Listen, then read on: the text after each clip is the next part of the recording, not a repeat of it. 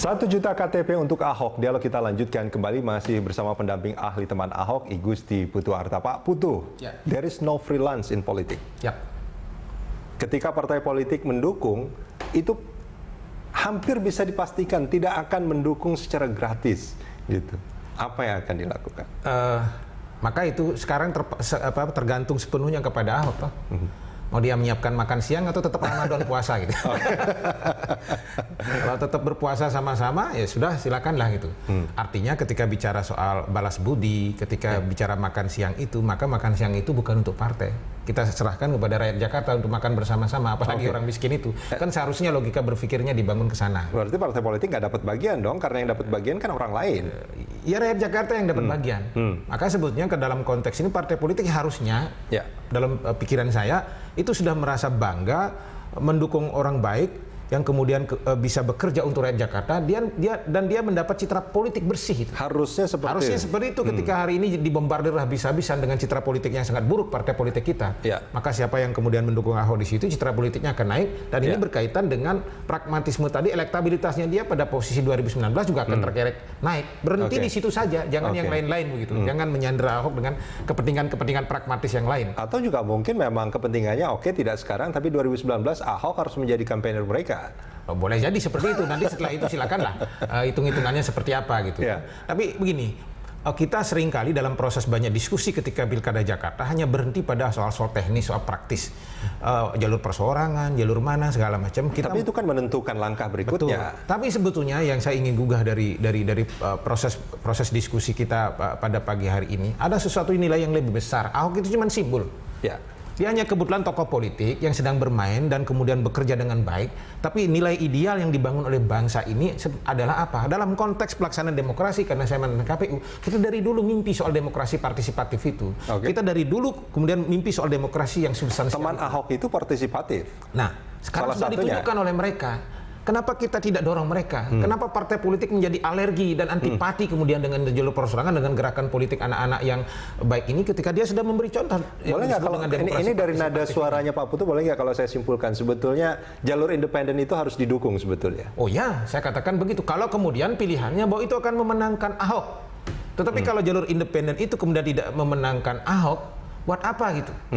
Nah, kalau ada keyakinan politik semacam itu silakan. Nah, karena ketika kita bicara soal standar nilai soal ini, maka yang jauh kemudian lebih besar. Kenapa saya katakan bahwa Ahok harus menang? Karena ada representasi yang sedang kita bangun hari ini. Apa itu? Soal eksperimen kebangsaan.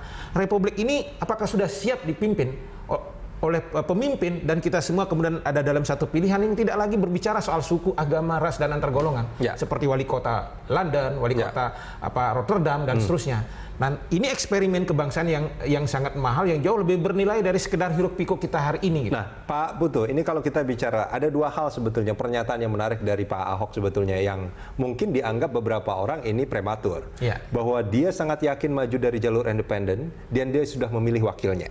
Nah, ada dua hal, artinya perubahan itu bisa terjadi kalau misalkan sekarang kita bahas soal ini, bisa jadi dia tidak jalur independen, dan bisa jadi juga wakilnya tidak jadi Heru Budi. Bisa. Maka disitulah kemudian itu dia artinya ketika pernyataan itu pernah dideklarasikan, bukankah kalau itu berubah, ini adalah seorang pemimpin yang menelan ludahnya sendiri? Bisa seperti itu.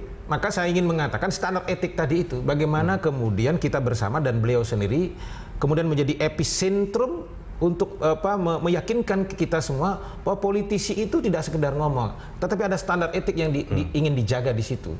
Nah, atas dasar pilihan kompromis ini kemudian muncullah kalkulasi tadi. Nah, katakanlah begini misalnya, kalau kemudian kita kukuh pada satu sisi ini, tetapi faktanya kemudian dengan seluruh sepak terjang Ahok yang sudah luar biasa ini, beliau gagal. Hanya karena kita kukuh di situ. Karena harus ada yang kemudian sedikit harus bisa dikompromikan. Standar etik saya turunkan, tolong diterima, masuk bareng-bareng melalui jalur politik, Anda tetap jalan. Apa yang harus dilakukan Ahok ketika itu pernyataan-pernyataan itu keluar, itu kan pasti akan menjadi permainan politik nantinya. Apa yang harus dilakukan Ahok? Maka sebetulnya beliau betul hari ini jangan mengambil keputusan politik apapun sampai sebelum bulan Juli. Dia sudah pernah mengambil itu. Apa yang harus dilakukan? Menjaga irama hari ini sampai 1 bulan untuk memastikan pada akhir Juli kemudian elektabilitasnya menjadi sangat tinggi. Ketika di situ ada survei kredibel yang memastikan bahwa apapun pilihan politiknya kemudian Ahok kemudian bisa tampil sebagai pemenang satu putaran dan sangat tinggi, maka tentu rekomendasi politik saya terus bersama teman Ahok dan jadi tokoh perubahan. Jika pilihannya adalah berbeda dengan apa yang pernah dideklarasikan, haruskah Ahok minta maaf kepada publik? Saya tidak dalam posisi untuk mengatakan kemudian berbeda, karena kan rasionalisasi itu pasti kita bisa pahami. Yang terjadi di lapangan. Yang paling tahu itu kan Ahok. Bahwa kemudian sama seperti kasus beliau dengan teman-teman wartawan, beliau cukup ikhlas untuk kemudian esok harinya menyampaikan permintaan maaf, sudahlah yang kemarin lupakan, ayo kita gabung-gabung lagi bareng sekarang. Saya kira dalam perspektif itu sekali lagi ini urusan teknis banget. Tetapi bahwa standar etik dijaga, iya. Tetapi bahwa kemudian kalau kita bicara standar etik, kemudian tokoh perubahan ini kita tidak bisa kawal untuk kemudian menang, dan kemudian semua pihak bisa bergabung bersama-sama menjelaskan apa yang terjadi sebetulnya, dan kita bisa diyakinkan 1 juta ini sementara pilihan yang terbaik, misalnya jalur partai, Anda tolong bersama-sama dengan kita yakin tidak akan bisa disandera oleh partai politik, Anda akan bersama-sama terus dengan kita dalam perjuangan. Saya kira kawan-kawan bisa memahami. Pak Putu, terima kasih banyak sudah bergabung bersama kami di Dialog Pagi.